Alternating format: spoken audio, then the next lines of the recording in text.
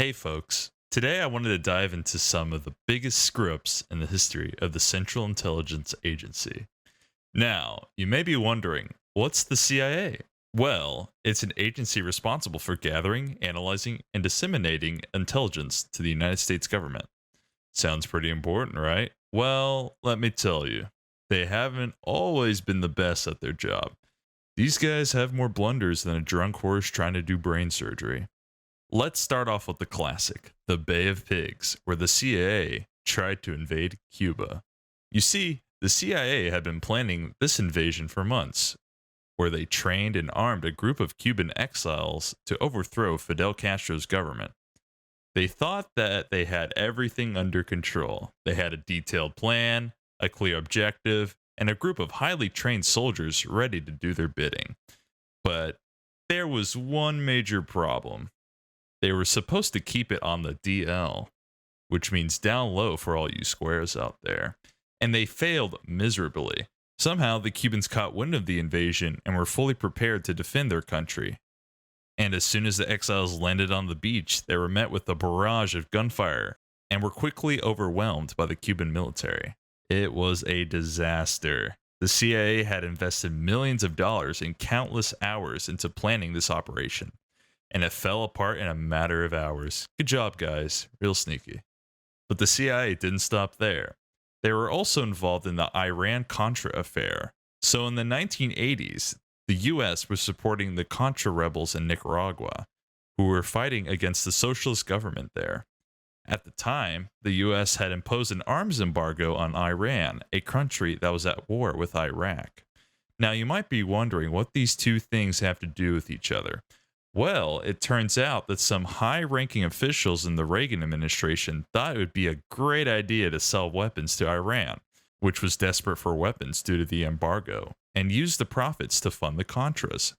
Sound fishy to you? Yeah, it did, to a lot of people.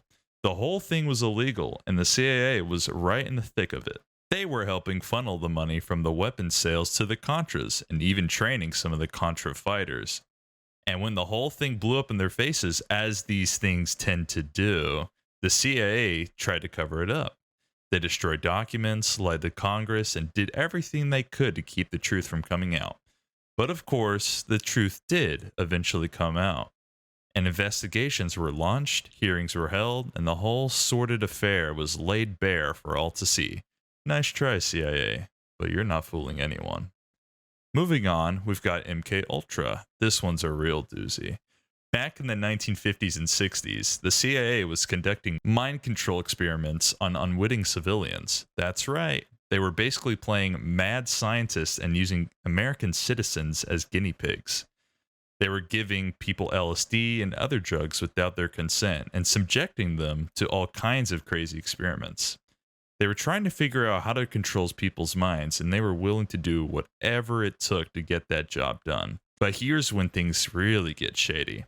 When the whole thing was exposed, the CIA conveniently forgot most of the details, destroying a bunch of evidence. They tried to sweep the whole thing under the rug and pretend like it never happened, and they got away with it too. For years, the public had no idea what the CIA was up to behind closed doors. And it wasn't until decades later that the full scope of MK Ultra was finally revealed. The CIA was essentially playing Frankenstein with American citizens, and when they got caught, they tried to cover it up. I don't know about you guys, but it's enough to make my skin crawl. Let me tell you folks, my personal favorite has got to be Operation Acoustic Kitty. This one takes the cake.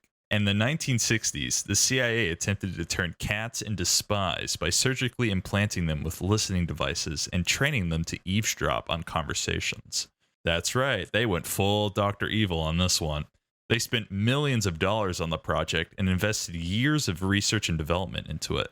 The first mission involved sending the poor kitty into a Soviet compound to listen in on some of the top secret conversations. But things didn't quite go according to plan. You see, as the cat was being released from the mobile surveillance platform, it immediately ran into the street and was hit by a taxi.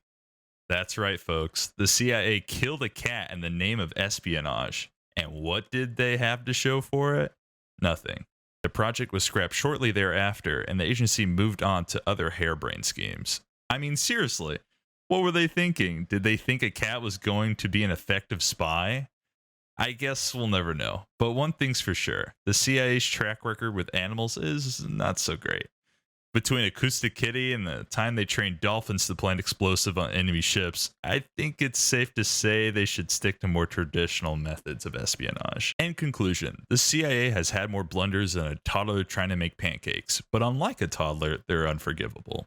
Whether it's failed invasions, cat-based spying programs, or funding violent extremists, these guys just can't seem to get anything right. But hey, at least they're consistent. Thanks for watching, and as Daniel Larson once said, stay tuned.